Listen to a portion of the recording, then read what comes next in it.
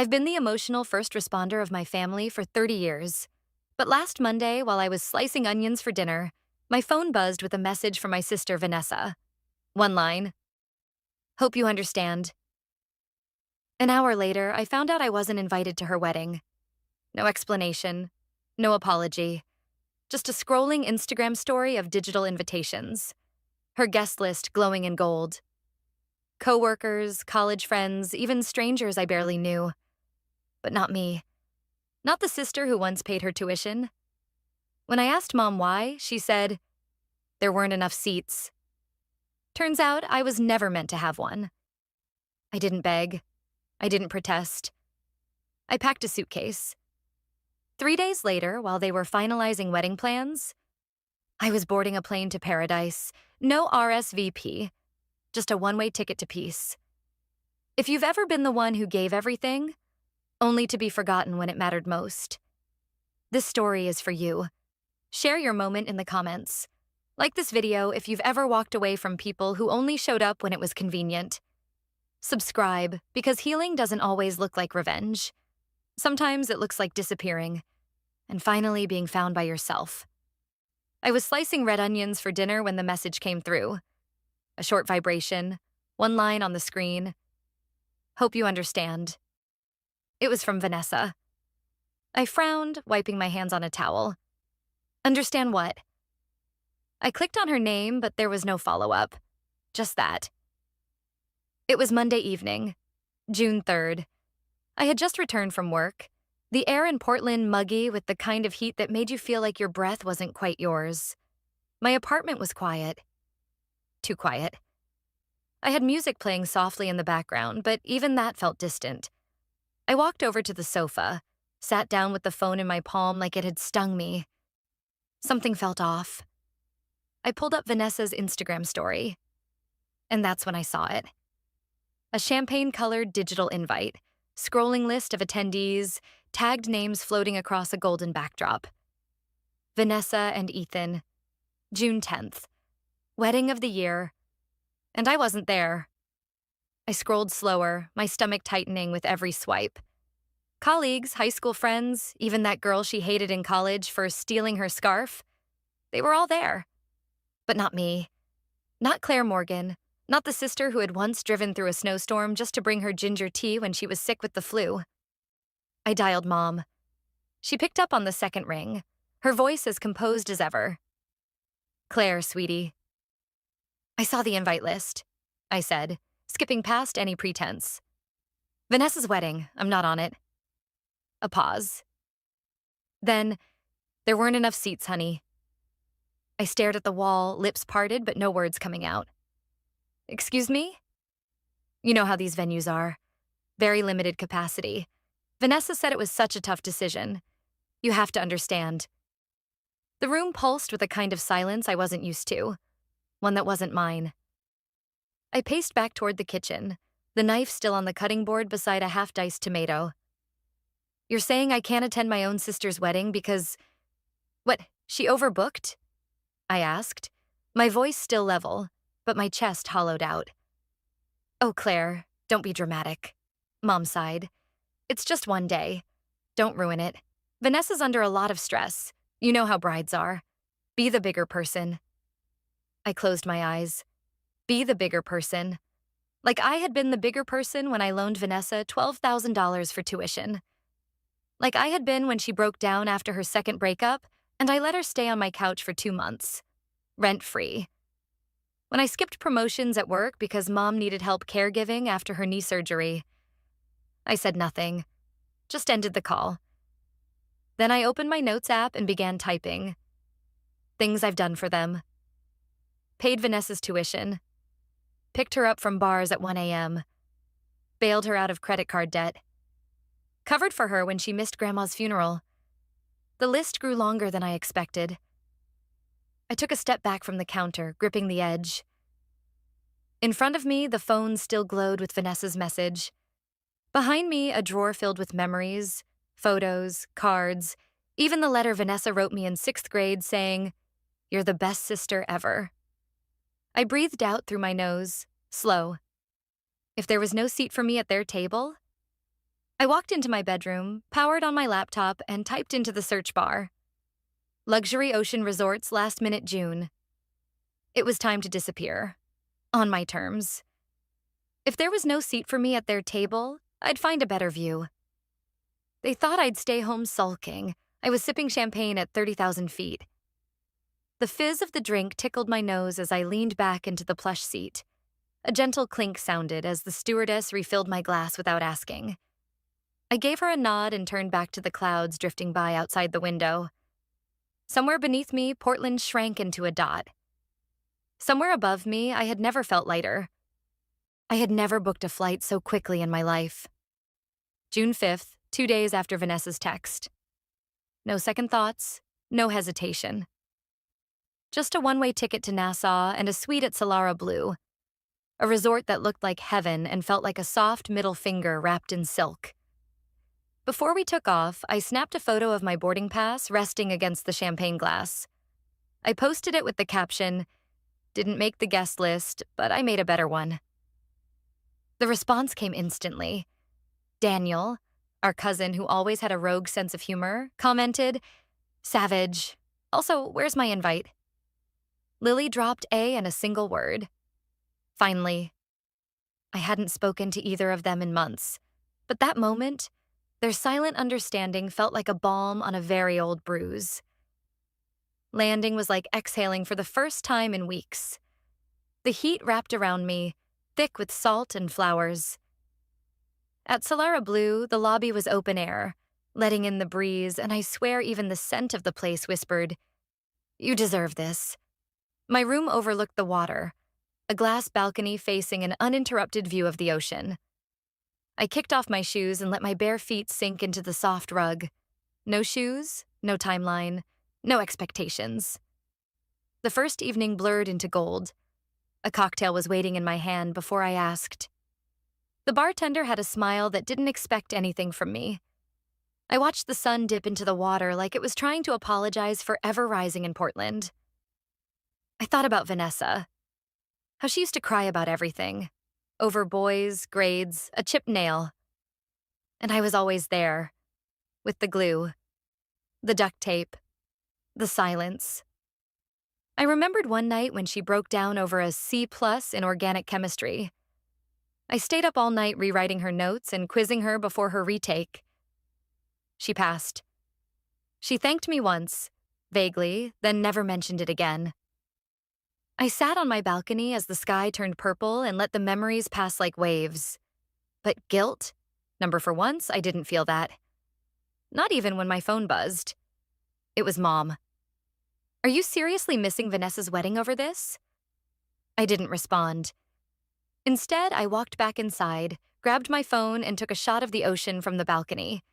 No filters, just endless blue and a drink in hand. I posted it with a caption, "Skipping? Number escaping." Then I did something I should have done years ago. I switched my phone to Do Not Disturb and set it face down on the table. The mojito was sweet, minty, and unapologetically strong. I sipped it slowly, letting every drop rewrite a little piece of who I was. In my notes app, I began typing, "Why I left before they noticed I was gone." Not for them. For me. The breeze curled around me like a silk scarf, and for the first time in a long time, I wasn't trying to be anything for anyone else. Claire switched her phone to Do Not Disturb, finishes her mojito. They uninvited me from their celebration. The universe RSVP'd in kind. The ice in my glass clinked softly as I tilted it toward my lips, condensation rolling lazily down the side. The pool shimmered under the late morning sun, and somewhere in the distance, waves lapped at the shore like a lullaby I never got to keep. June 8th. Their big day. Mine too. But for very different reasons. I stretched out on the lounge chair, one arm shading my face. The resort was quiet today. Unusually serene. The kind of silence that doesn't demand anything from you. Not your presence, not your permission, not even your grief. And then my phone began to vibrate. Again, 32 missed calls. The numbers blurred together. Mom, Vanessa, Aunt Marlene, Even Uncle Ted. I hadn't spoken to him since he told me college is wasted on girls like you. The screen lit up once more, this time a message from Lily. Lily. Groom left. Huge fight. Grandma roasted everyone. It's chaos. I blinked, read it again, and then again. My thumb hovered over the keyboard, unsure whether to laugh or scream. But before I could type anything, a voicemail popped in. Mom. Claire, your sister is falling apart. What you're doing is cruel. I don't know what got into you lately, but this isn't you. You don't turn your back on family. Come home, please. I didn't press play again. I didn't need to. The next message was from Vanessa. A voice note. I tapped it. Her voice, usually sugar-laced and performative, now cracked and trembling. I messed up, okay? I don't know what happened. I just wanted things to be perfect. Please, Claire, I need you. I can't do this without you. I don't know who else to call. She didn't say sorry, just, I need you. I stared at the sky, letting her words swirl like smoke before they dissolved. Then my playlist skipped to an old lullaby, the kind Mom used to hum to put me to sleep while Vanessa screamed for attention from the next room. I hadn't heard that song in years. Maybe not since I was 10. I froze. That ache. It came back like muscle memory. For a moment, I let the sound wash over me, soft as velvet. Eyes closed, breathing shallow. But just for a moment. I took out my earbuds, tapped the screen once, deleted the voicemail, deleted the voice note. I sat up slowly, the towel warm under my palms. Around me, life at Solara Blue continued. Drinks being served, children laughing at the edge of the pool, an older couple sharing a book in the shade. No one was crying. No one was asking me to be someone I'd already outgrown. Opening my phone again, I pulled up the resort's booking app. The screen reflected sunlight, so I angled it just right. I could see my own faint silhouette, calm and steady. I tapped the option. Extend stay by 3 nights. The confirmation sound was soft, almost kind, like someone whispering, "You did enough." Claire opens the ticket booking app, clicks, extend stay by 3 nights. They cut me off like I was nothing. Now they act like I'm everything. The waves rolled in quietly, like they knew I needed a gentler rhythm today.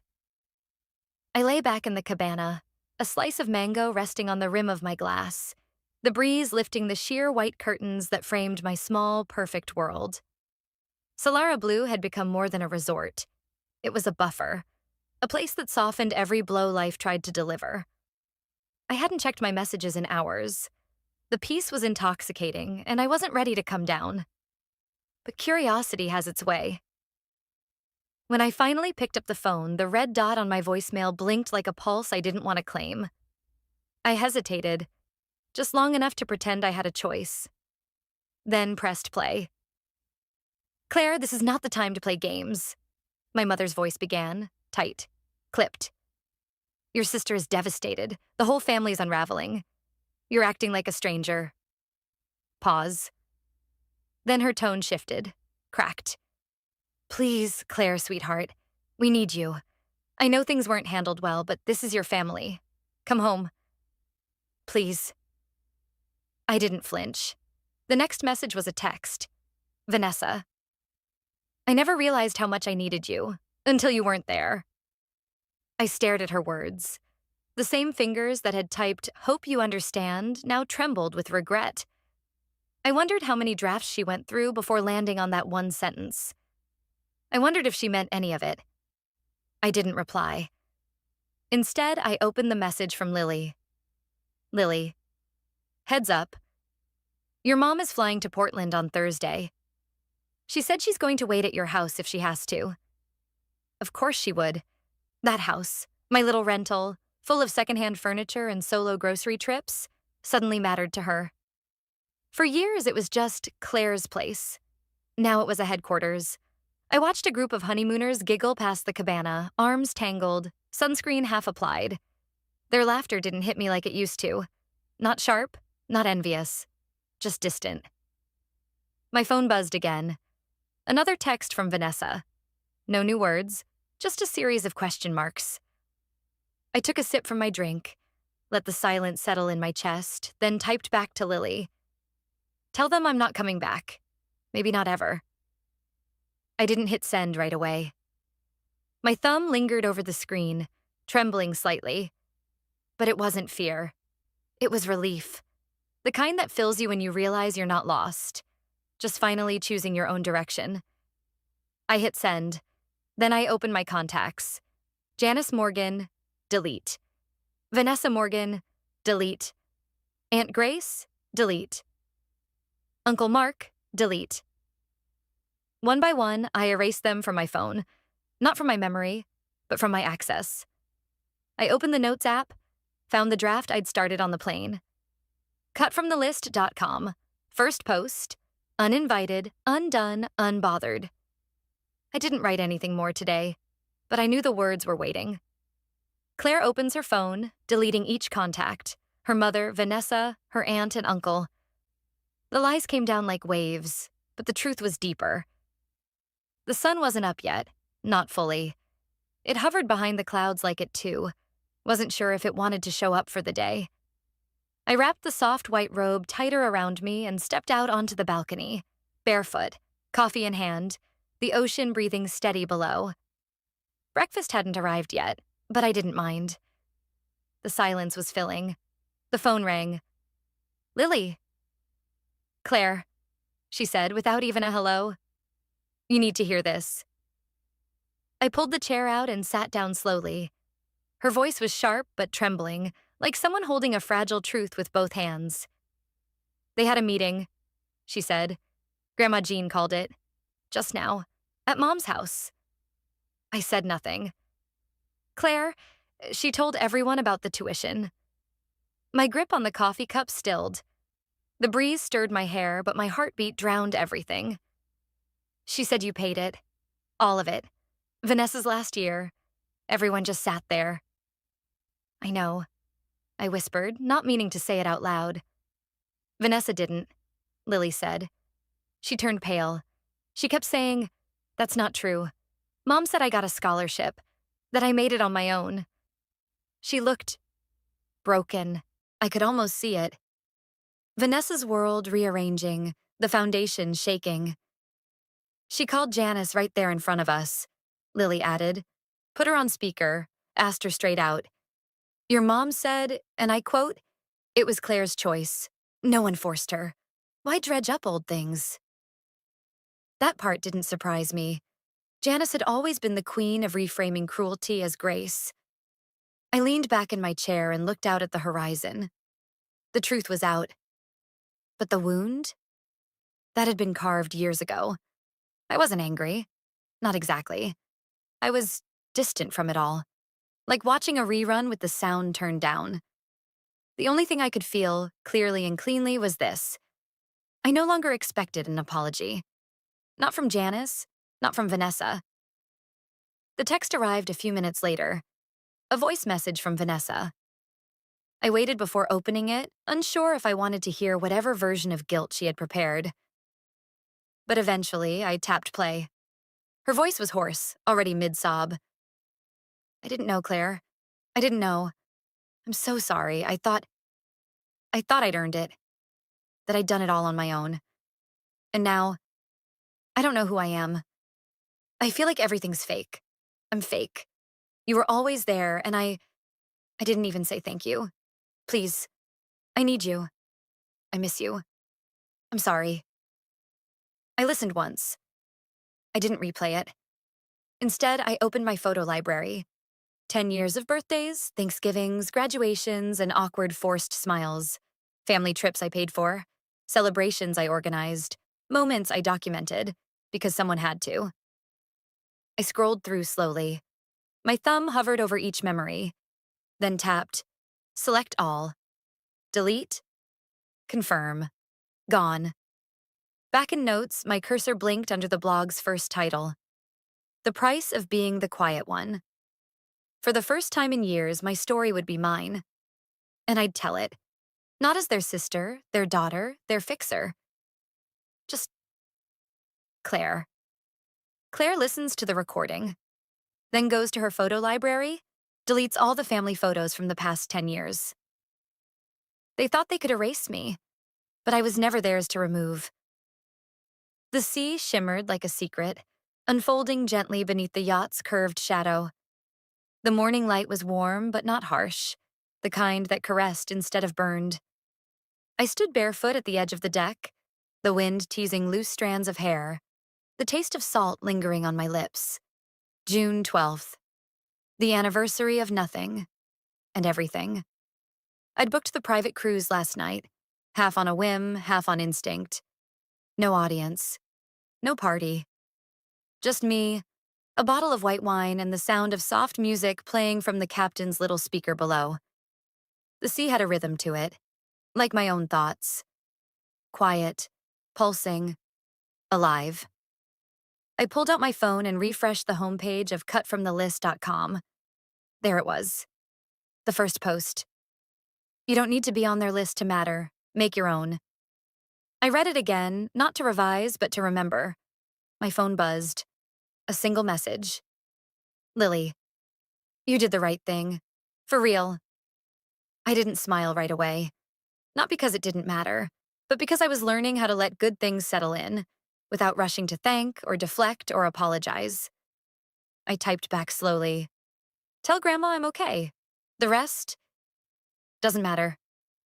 I hit send and slipped the phone into my tote bag, right next to my paperback and sunscreen. It didn't buzz again. Vanessa and Janice were no longer in my contacts. Their digital ghosts, deleted. Their voices, off the loop. There would be no more texts, no more guilt-dipped invitations, no more half-hearted apologies that expected me to hold the pieces. They'd had their party. Now I had my piece. I raised my glass, not high, not dramatic. Just enough to toast the wind, the waves, the version of me that finally stopped waiting for a seat at someone else's table. The wine was crisp and clean, like morning air after a storm. The boat curved along the island's edge, soft music drifting behind me. I closed my eyes for a moment and let the breeze wrap around my shoulders. I didn't think of them. I didn't think of who I used to be. I thought of nothing, and it felt like everything. I picked up my phone one last time, not to check messages, but to switch it off. Completely. The screen dimmed. The sea didn't. The wind pulled through my hair as I leaned into the moment. No plans, no apologies, no return. For the first time, I didn't feel like I needed to go home. She hangs up the phone, the sea breeze whipping through her hair. And for the first time, Claire doesn't feel like she needs to go home. They erased her name from an invitation, but not from her own story. What began as exclusion ended with liberation, not by confrontation, but through silent clarity that spoke louder than any apology. Claire Morgan had always been the invisible glue, the eldest daughter who absorbed every chaos, every crisis, and every emotional debt without interest. When her sister Vanessa fell apart, it was Claire who cleaned up the mess. When their mother, Janice, needed order, it was Claire who sacrificed. But love given in silence is often mistaken for absence. And absence is easy to ignore, until it echoes. The day her name was left off the wedding guest list, Claire didn't cry. She didn't argue. She didn't beg for a seat at a table where she was never truly seen. She simply stepped away. Not out of spite, but out of necessity. For the first time, Claire chose herself. At 30,000 feet with a glass of champagne in hand, she began her quiet rebellion. Not the kind made of noise and spectacle, but the kind made of decisions, of peace reclaimed, of dignity restored. At Solara Blue, beneath a gentle sun and waves that remembered no names, she deleted voicemails that once held her hostage. Every missed call, every guilt-laced plea was met with silence. They had underestimated her absence. Vanessa had built her wedding day on the illusion that Claire would be there, just like always, fixing what broke. But when the groom walked out, when Grandma Jean exposed the truth, and when the perfect facade shattered, Claire did not return. She was no longer the fixer. She was free. And then came the voice messages. Not of anger, but of collapse. Vanessa's sobs, Janice's gaslighting disguised as maternal concern, and relatives suddenly remembering her name. "We need you," they said. But what they meant was, "We need the version of you that once sacrificed herself for our comfort." Claire had already buried that version by the sea. The truth came like waves, steady, deep, and impossible to ignore. When Vanessa learned Claire paid her tuition, it wasn't gratitude she felt first. It was shame. The kind that comes when you realize the person you looked down on was the only one holding you up. Janice, cornered by facts, responded with denial, the last refuge of those who fear accountability. But Claire didn't want revenge. What she wanted was silence, the kind that heals. She found it in the rhythm of waves, in the clink of wine glasses on a private cruise, and in the blank page of her new blog, cutfromthelist.com. Her first post didn't seek pity. It declared independence. Justice doesn't always come with gavel strikes or public apologies. Sometimes it arrives quietly. As a woman finally sleeping through the night, phone on Do Not Disturb. Claire learned what so many forget.